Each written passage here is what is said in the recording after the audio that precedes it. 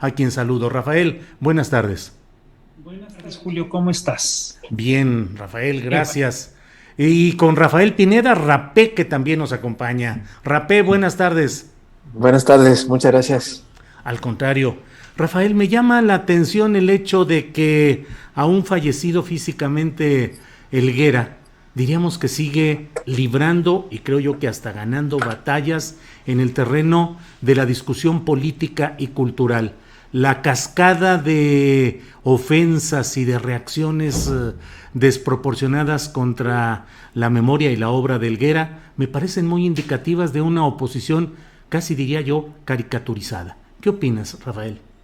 Mira, yo lo que creo es que esa es una reacción, digamos, perdón por lo que voy a decir, pero incluso orquestada por sectores conservadores, y es básicamente una reacción ante una oleada de simpatía que se vio en las redes sociales tras el fallecimiento de Antonio. Es decir, lo que se vio claramente en redes sociales en las primeras horas era que Antonio era un hombre muy querido por un montón de gente, y aquí te voy a confesar algo. Es decir, yo creí, Antonio era un personaje muy especial, era muy inteligente, era muy buen analista, era muy culto, era muy preparado, pero era muy ácido y era muy duro. Entonces, solía ser cáustico. Entonces, a mí me sorprendió que tanta gente lo quisiera. Es decir, porque yo decía, acá yo creo que nada más lo queríamos nosotros, ¿no? Resulta que lo quería todo el mundo, ¿no? Y lo que pasa es que al lado de esto, pues también era un hombre muy bueno, era un tipo con un extraordinario don de gentes, era muy generoso, y entonces, pues obviamente todo el mundo se daba cuenta de que detrás de esta fachada dura, etcétera, etcétera, había una gente extraordinaria. Entonces, esto se vio, por supuesto, que en redes sociales, ¿no? Esto salió en redes sociales. Yo quedé sorprendido por la cantidad de mensajes de condolencia, de agradecimiento, además muy sentidos, muy auténticos.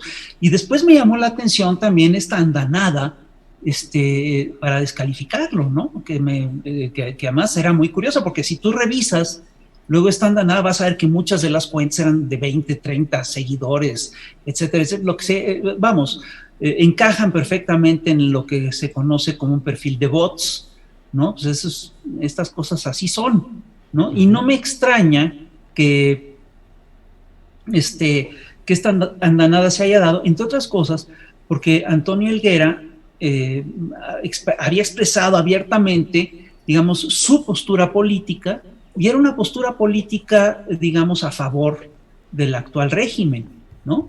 A favor de la Cuarta Transformación. Y entonces, bueno, se convirtió, pues, en una batalla de corte político, su fallecimiento. Pues sí, así es, Rafael Barajas. Déjame compartir con la audiencia uno de estos detalles que ya van siendo casi crónicos. A los 8 minutos de esta transmisión ya fue desmonetizada por YouTube porque dice haber detectado que el contenido no es adecuado para la mayoría de los anunciantes. Fíjate. Así es que nos quitan la Fíjate. Pues sí. Rafael Pineda, Rapé, ¿cómo te explicas? ¿Qué valoración tienes respecto a esta cascada de pues agresiones, porque en algunos casos fueron en términos verdaderamente bárbaros e inhumanos contra la memoria y en el fallecimiento de Helguera? ¿Qué has pensado sobre eso, Rafael? Pues mira, no he tenido mucho tiempo de pensar en ese tema. Lo único que te puedo decir con lo que he visto, lo poquito que he visto, es que no me extraña para nada que esa parte carroñera, esas llenas o pilotes quieran arrancar la carne de un general del nivel que tiene Toño. Me parece no absurda, me parece triste, me parece lamentable, me parece, pero como bien dice Rafa, es hasta lógico. Precisamente esto es una batalla, esto es una guerra en donde en donde se aprovechan de una muerte de alguien tan querido, tan respetado, tan seguido como lo fue Toño, como lo es Toño todavía y como lo seguirá siendo. Entonces, no me sorprendió el afecto y el cariño que se le demostró por la gente pensante, la gente que tiene humanidad. Y no me sorprende de la gente que es insensible, que no tiene la menor calidad moral, que se exprese de esa manera, como lo hizo esta actriz, como lo hizo un tal poeta, cuyos nombres no valen ni siquiera la pena recordar. Y cuya obra luego ni existe. Exactamente. Yo quiero señalar una cosa, fíjate, sí. Hay una cosa que la derecha no ve en todos estos procesos, que es que al final de cuentas esta campaña contra Antonio Helguera fue un último homenaje que le hicieron a él. Exacto. Fue en realidad un homenaje, pues tuvieron que gastar mucho dinero para echar abajo el crédito, el cariño que le tiene la gente a Toño. No le echan abajo con eso no lo echa abajo. Es decir, Antonio Helguera es querido o es querido por quien es querido ya de por sí, quien no lo quiere, no lo quiere, pues, ¿no? Pero, es decir, lo que a mí sí bueno, en realidad a mí tampoco me sorprende que tanta gente lo haya querido, pero sí me apantalló el número. No sé si me explico, ¿no? Y de repente dices, oye, qué bárbaro, lo quieren muchísimo, es muy querido, es muy apreciado. Yo te voy a contar un detalle que no sé si Rapé se dio cuenta, pero cuando estabas en la funeraria, y cuando se le estaba, se hizo el evento final, de repente mi esposa me hizo notar que los trabajadores de la funeraria se habían sumado al homenaje a Toño. Pero de manera espontánea, y yo dije, bueno, capaz que es una consigna de la empresa, y no. Luego se me acercó uno de los trabajadores y me dijo, no sabe cómo queríamos al señor Helguera. Es decir, lo seguíamos en el Chamuco TV y lo seguíamos en sus historias. Es decir, es un personaje raro, porque era una suerte de figura popular también, ¿no? Es decir, es un periodista, pero también una figura popular. Y mira, hay una cosa que me gustaría señalar y que es importante.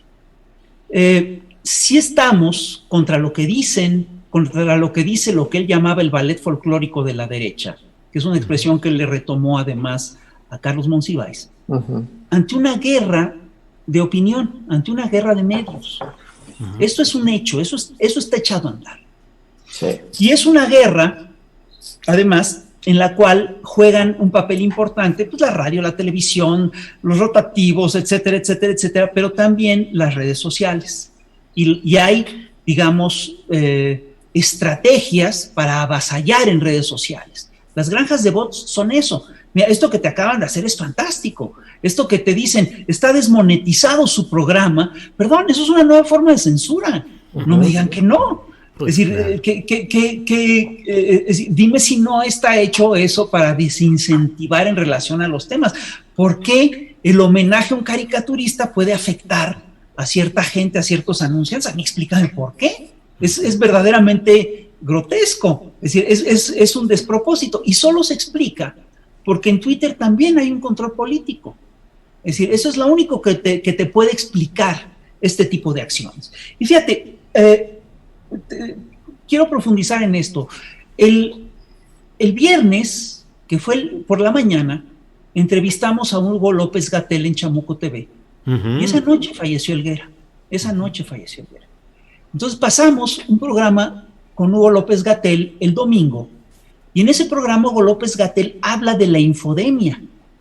Hablamos con él sobre la infodemia y hablamos de cómo efectivamente en América Latina se han utilizado estas campañas de odio para, digamos, para desacreditar, sobre todo a los gobiernos progresistas.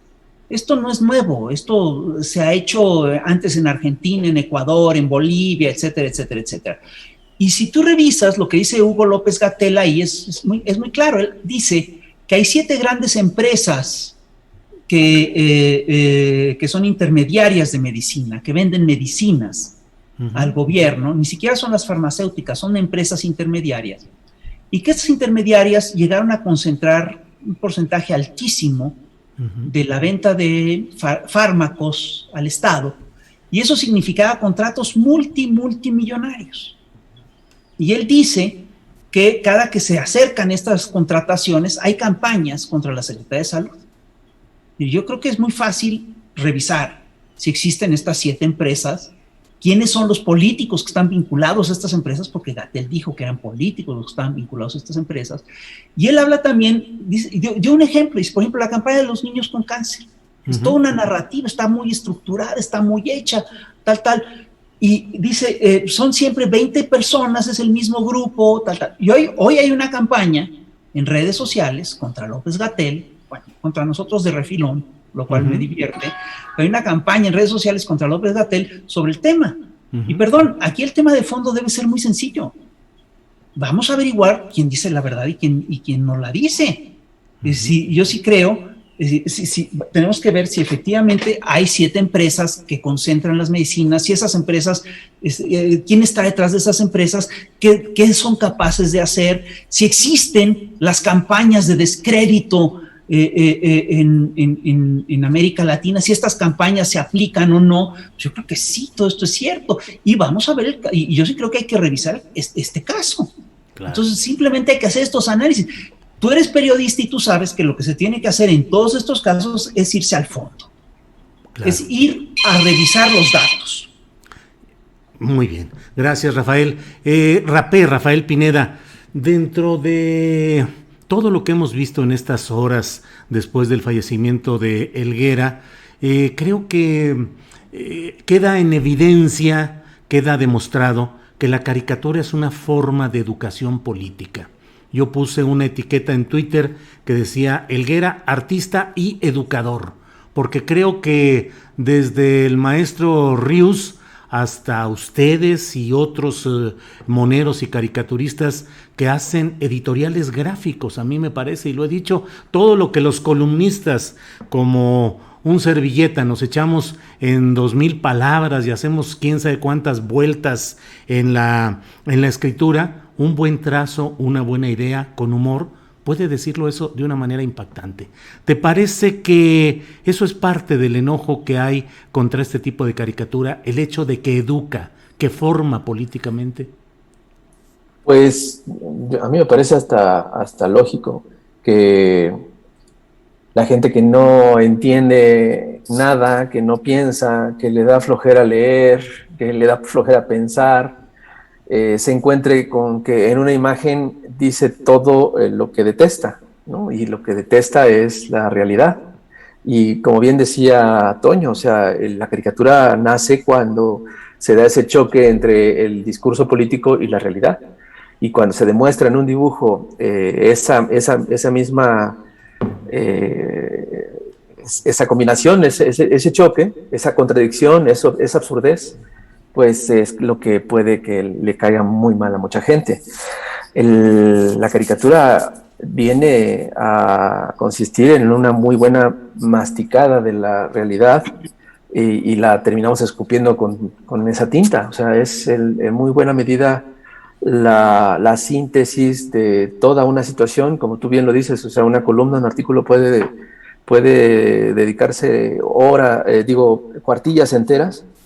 Y aquí pues la chinga, el oficio consiste en hacerlo en un dibujo, a veces sin una sola palabra, a veces nada más contraponiendo todos los símbolos y todo lo que implica lo que se quiere decir. Entonces por eso creo que puede hacerle enojar a mucha gente. Los caricaturistas, como bien decía Monsiváis, no informan, forman, ¿no? Forman un punto de vista, forman la opinión, la trabajan. Y eso es lo que viene a ser muy bienvenido por mucha gente. Hay mucha gente que lo primero que hace al abrir un periódico es buscar los cartones, lo que hace primero al abrir una revista es exactamente lo mismo. Y porque te da esa cucharada en la que te alimenta completamente. Es una cucharada de realidad que te alimenta a primera vista. Gracias, Rapé. Rafael Barajas, Fisgón. Uno de los argumentos que más se han usado en la enorme cantidad de tweets que pusieron entre ayer y hoy ha sido la referencia de que dicen por qué homenajear o condolerse de una muerte y hacerlo de una manera con un tuit del propio presidente de la República, con homenajes oficiales, cuando hay montones de muertos por la inseguridad pública, por la pandemia, por la falta de medicamentos para los niños. ¿Qué contestas a esto, Rafael? Mira, yo te voy a decir, a ver, lo que tenemos que ver primero, y tú que eres periodista lo sabes, es que tanta verdad... Periodista. Sí, claro. Por eso estamos hablando entre colegas. Es que tanta verdad hay detrás de todo esto. Y yo te voy a ser franco, si analizamos el asunto, si vamos al fondo de las causas, pues yo te diría que no es lo mismo condolerse de la muerte de un artista, de una persona, que comparar esto con el tema del COVID. Por supuesto que nos duelen todas las muertes del COVID. El país está en duelo, el país está dolido, pero perdón, ahí detrás de detrás de todo esto que me dijiste, pues hay claramente una agenda y forma parte de esta agenda de la derecha, ¿no? Que lo que ha buscado es aprovechar la pandemia, entre otras cosas, para generar dolor y para generar odio, para generar discursos de odio, ¿no? Es decir, lo que les molesta al final de cuentas son los discursos afectuosos, son los discursos cariñosos. Es decir, ve lo que están diciendo, ¿cómo le pueden tener cariño a una gente si hay tantas razones para tener odio por otro lado? Y ahí, perdón, lo que estamos viendo es una cosa muy seria, porque el tema de la pandemia, a ver, mira, desde antes de que López Obrador tomara el poder, tomara la presidencia o se sentara en la silla presidencial, nosotros advertimos que vendría una campaña de descrédito inclemente. Y perdóname, pero tú convendrás conmigo en que ha habido una campaña de desinformación brutal. Es decir, la cantidad de fake news, la cantidad de mentiras que nos lleven cada día son verdaderamente sorprendentes. Siempre han existido, pero no a esta escala y no con estas tecnologías, ¿no? Siempre, por ejemplo, es decir, a veces había reporteros a los que les gustaba volar y que decían alguna otra cosa que era incorrecta, pero hoy en día son sistemáticas y están muy organizadas. Estamos ante otro fenómeno. Entonces, ¿qué es una de las cosas que han hecho estos señores? Y hay que entender las lógicas de las campañas de las fake news. Las fake news, estas campañas de odio, son campañas que buscan no dirigirse a la parte racional del cerebro, sino a la parte que reacciona de manera más inmediata, a la parte del odio, a la parte del miedo. Y para estas campañas, sin lugar a dudas, una tragedia, un drama o una epidemia es un terreno fértil para el crecimiento. Y nosotros vimos, desde antes de que empezara a haber un fallecimiento en nuestro país, cómo ya anunciaban muertes y cómo tal, y hemos visto además cómo han ido mintiendo sobre las cifras. Dicen, no, el gobierno miente sobre las cifras, no son tantos muertos, son 500,000. ¿De dónde sacan esta cifra? Es decir, perdón, eso es un invento. Hay que revisar todas estas cosas. Entonces, lo que te quiero decir, lo que diría en síntesis es eso. Estamos claramente ante una campaña de odio. Mira, hay otro ejemplo que es muy claro, otra cosa que usan mucho. Dicen, Helguera se burlaba de algunos muertos de la derecha, de algunos fallecimientos de la derecha, y utilizan mucho el caso de Mourinho. Revisemos el caso de Mourinho. Hay caricaturas, efectivamente, Helguera y yo y varios compañeros hicimos caricaturas sobre el caso de Mourinho, pero fíjate bien, en aquel entonces no nos burlábamos de la muerte de Mourinho, nos burlamos de otra cosa, del hecho de que estábamos ante un gobierno que tenía vínculos presumiblemente con el narcotráfico, cosa que se vino a demostrar. Entonces, que nos quisieran presentar como un santón o como gente inmaculada, a gente que podía tener estos vínculos con el narcotráfico, perdón, era un acto de hipocresía. Y eso es lo que estábamos denunciando. Y te voy a poner un caso muy concreto. Es decir, en el sexenio de Calderón se murieron 3 secretarios de Estado en accidentes de avión. Perdón, esto es estadísticamente imposible, ¿no? Entonces, la presunción de que detrás de todos estos ajustes había ajustes de cuentas del narco, perdón, era muy alta. Decir que eso no existiera, pretender tapar el sol con un dedo. Y eso es lo que se estaba exhibiendo con estos dibujos, pero no es comparable, ¿eh? Claro, la muerte del propio Juan Camilo Muriño fue llevada a nivel de un insólito homenaje oficial en el Campo Marte, con representantes, con un presidium soviético de todos los poderes y toda la representación nacional, para un personaje, Juan Camilo Muriño, que tuvo una participación en los negocios, en los contratos de corrupción relacionados con Petróleos de México, y que era la mano política ejecutiva del gobierno funerario de Felipe Calderón. Así es que la crítica, yo también lo he dicho, a él, a Muriño, aún después de su muerte, es una crítica que se funda en los hechos de su vida pública. No nos metimos con su vida privada ni con asuntos particulares, sino él como representante de un poder que se criticaba.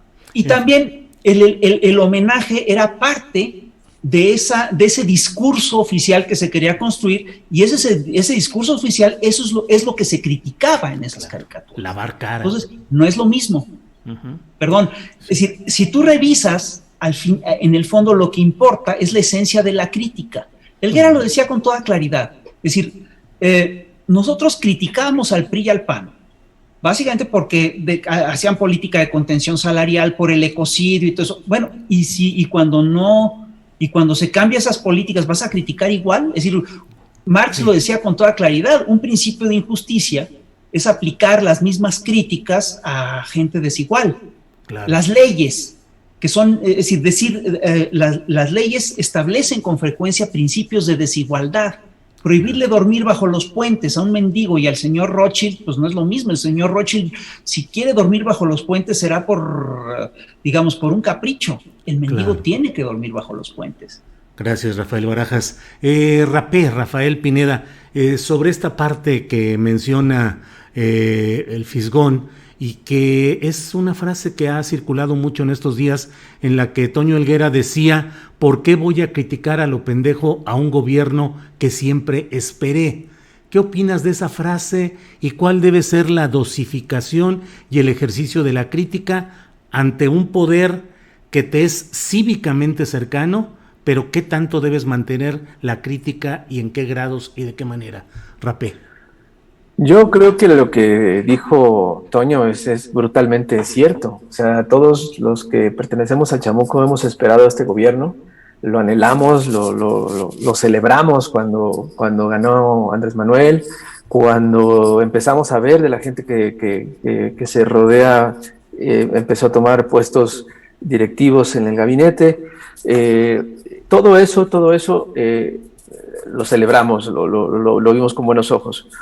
En el momento que uno ve precisamente que hay algún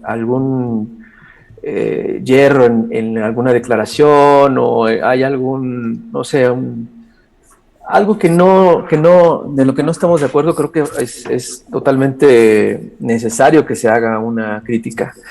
Pero también es muy importante considerar que las personas que están ahorita en la administración federal son buenas personas, no son para nada de la misma calidad moral que tenían los antecesores. Y teniendo esto muy en cuenta, es muy importante ser muy cuidadoso con las críticas que se hacen, porque yo sé perfectamente que Andrés Manuel para nada actúa de mala fe, y tiene una responsabilidad como jefe de Estado en que se sienta esta tranquilidad, que se sienta que todo va en orden, de que se está trabajando por un mejor país. Cuando vemos algunos problemas con algún miembro del gabinete, bueno, pues entonces podemos hacerlo de la misma manera, con ese cuidado que se merece toda persona que sabemos no actúa de mala fe. Eso es algo que lo tengo, por lo menos yo lo tengo muy claro. Él y yo llegamos a discutir, Toño y yo llegamos a discutir sobre algunos asuntos en los que me enfurecía alguna situación que me parecía criticable, Y al hablar con él me explicaba muy bien, perfectamente bien, que me faltaba ver un detalle más, ¿no? Me faltaba ver por lo menos la película completa. Y la película completa tiene que ver con la geopolítica, con una agenda la agenda de Washington, con la agenda de la ultraderecha. Y creo que eso es lo que tenía que revisar primero. Antes de unirme al ballet folclórico de la derecha, tenía que tratar de entender algo más.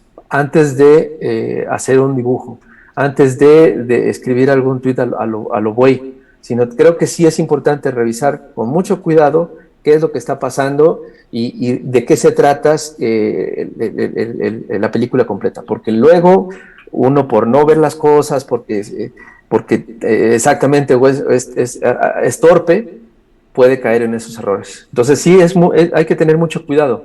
Es muy difícil en este momento hacer una crítica a lo buey. Hay que estar lo mejor informado posible para no cometer esos errores y no caer en el lugar común y no hacer una crítica a lo pendejo. Gracias, Rafael Pineda Rapé. Rafael Barajas, el Fisgón. Rafael, entre las críticas que se hacen, dicen, los moneros de izquierda se convirtieron en paleros de este régimen o de este gobierno.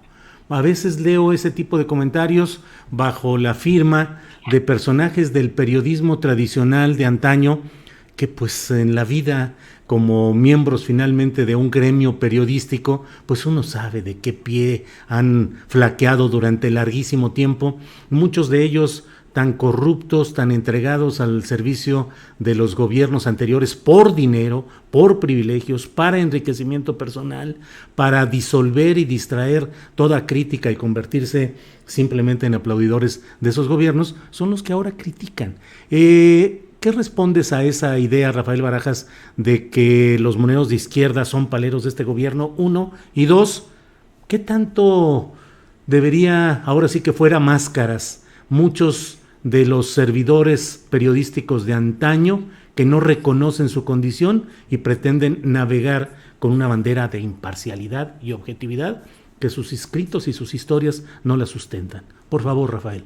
Mira, te voy a ser franco, es decir, esa crítica la he oído muy seguido y pues la verdad me da hasta risa, pues, ¿no? Porque resulta que los señores que sí recibían dinero del gobierno y que hacían los contratos ultramillonarios con el Estado, ¿no? Hoy se erigen en el castillo de la pureza, ¿no? Entonces, tú tienes de repente que gente como Joaquín López Dóriga, que tenía un yate, o como Loret de Mola, que tenía departamentos en Miami y que habría que revisar quiénes eran sus vecinos, ¿no? De repente, ahora se quieren erigir, en baluartes de limpieza. No lo son, nunca lo han sido, nunca lo serán. Es decir, está claro que lo que ocurre es que nos juzgan con sus propios criterios, nos juzgan a partir de lo que ellos son. Y todas esas críticas son en realidad un reflejo de lo que ellos saben que son. Es decir, nosotros nos regimos por otras lógicas. Yo estoy convencido. Bueno, y hay algo que hay que agregar. Esta crítica, por supuesto, que forma parte de una estrategia para descalificar a la gente que no está con ese grupo o con ese clan, ¿no? Y que no forma parte de ese núcleo duro, digamos, de periodistas del viejo régimen. Y yo creo, además, por otro lado, yo te voy a decir, yo creo que nosotros nos seguimos rigiendo con exactamente los mismos principios. Yo creo que básicamente lo que tenemos que hacer es que buscar la verdad y buscar una verdad profunda. Estoy convencido que mientras más buscas los datos, mientras más buscas los hechos, mientras haces un análisis más fino, menos te vas a equivocar. Y te voy a decir algo, yo aquí creo además que hay un contexto que lo complica todo, que son justamente las campañas de descrédito, ¿no? Todas estas campañas de descrédito que ha emprendido la derecha, que emprendió la derecha en todos los gobiernos de América Latina y que es la campaña que está viva en México, ¿no? Lo distorsiona todo y complica mucho hallar la verdad. Entonces, yo sí estoy en la lógica de que en cuanto encuentras un dato duro, una verdad, te ciñes a ello. Entre otras cosas, lo que es una de las cosas que tendríamos que hacer urgentemente en el gremio es limpiar a las redes y limpiar a los periódicos de mentiras. Es increíble la cantidad de porquería que nos echan a cada rato, ¿no? Es decir, la verdad sí es, eso por supuesto que lo complica todo. Y hay una cosa además que yo quiero señalar, nos dicen una y otra vez, no, es que es una cosa de paranoicos decir que existen campañas de golpe blando y todo eso. Perdón, pero no. Es decir, eso es una realidad absolutamente comprobable. Así se han comportado con todos los gobiernos progresistas de América Latina. Dime tú por qué no se habrían de comportar así con este. Entonces, yo estoy convencido en todos los momentos de que lo único que nos puede salvar es precisamente tener una actitud ética. Y así como era ético criticar a los gobiernos que contenían salarios, que provocaban ecocidios, todo eso, es ético defender a los gobiernos que no hacen eso. Bien, Rafael Barajas, gracias. Rafael Pineda Rapé, estamos ya en la parte final de esta mesa especial que hemos hecho para hablar sobre nuestro compañero Toño Helguera y sobre todo este contexto que se ha dado de discusión, de polémica. Pero, ¿qué sigue? ¿Qué sigue, Rapé? ¿Qué es lo que debe seguir? Nos encaminamos en México a un acrecentamiento, como bien lo dice el Fisgón, de estos escenarios de noticias falsas, de campañas de odio, de desacreditación y de un choque enorme provocado sobre todo en las redes sociales. ¿Cómo avanzar en el ejercicio de monero, de caricaturista, de ciudadano en estos nuevos tiempos, en lo que viene? Por favor, Rapé. Pues yo creo que no hay otra cosa que hacer más que la de seguir trabajando todos los días, trabajando en todos los flancos que se pueda, defender los espacios, ganar espacios, tener la capacidad para entender lo que está pasando todos los días y entender más allá. Es indispensable que los moneros que están empezando, las moneras que están empezando también le entren al quite, que se especialicen, que crezca el número de caricaturistas, porque creo que es un oficio que viene a cumplir con una función tremenda. A mí me parece que las caricaturas bien analizadas, bien hechas, bien ejecutadas, son indispensables. A mí me encanta, quiero recuperar una parte que rescata el Fisgón en el texto que escribió en la página 3 de la jornada de ayer, que me fascinó y creo que describe perfectamente lo que debe resaltarse para todo monero o monera. Dice, cuando el caricaturista es tonto, se nota. Si le falta talento, se nota. Si trabaja con flojera, se nota. Cuando es deshonesto, se nota. Si tiene flojera, se nota. Cuando le falta preparación, se nota. Si tiene prisa, se nota. Y creo que esto debería de tomarse como una especie de ¿cómo se llama? Como de mandamientos, como el lema que debe de tener todo caricaturista antes de sentarse a trabajar, es que considerar todos estos puntos, porque es precisamente lo que se requiere para que pues no se cometan esos errores. O sea, prepararse, estudiar, discutir, pensarle bien. Hacer una caricatura no nada más es hacer un dibujito, saber dibujar. Hacer caricatura es hacer periodismo a través de la caricatura. El dibujo es el vehículo del discurso y tener muy clara la lectura correcta de la situación para poder emitir tu punto de vista, tu tesis política. Y si esa tesis política está basada en la ética, es a prueba de balas. Pues Rafaeles ambos, muchas gracias por esta oportunidad de platicar. Pues digo yo, con la vista puesta al frente, con el recuerdo de nuestro compañero Toño Helguera, con su enseñanza, con ejemplo, viendo hacia adelante y tomándolo como un ejemplo de lucha y de búsqueda de ser congruentes en lo que pensamos y en lo que hacemos. Rafael Barajas, muchas gracias, a reserva de lo que quisieras agregar, pero por esta parte, muchas gracias, Rafael Barajas. No, al contrario, no, yo lo único que quiero decir es, yo sí estoy convencido de que lo único que puede salvar al periodista es tener una congruencia y una ética. Y yo sí creo que sería congruente atacar las cosas que siempre defendimos, que siempre buscamos. Es un acto de congruencia. Gracias, Exacto. Rafael Barajas. Rafael Pineda, muchas gracias por tu participación de hoy, a reserva de lo que quisieras agregar. Nada más agradecerte muchísimo este espacio. Hablar de Toño y de su ejemplo es algo que a mí siempre me ha ayudado para hacer mis monos, para trabajar y para hacer de este país, en verdad, y no lo digo como jalada, creo que sí se necesita hacer buen periodismo, buena caricatura. Bien, pues muchas gracias a ambos. Gracias.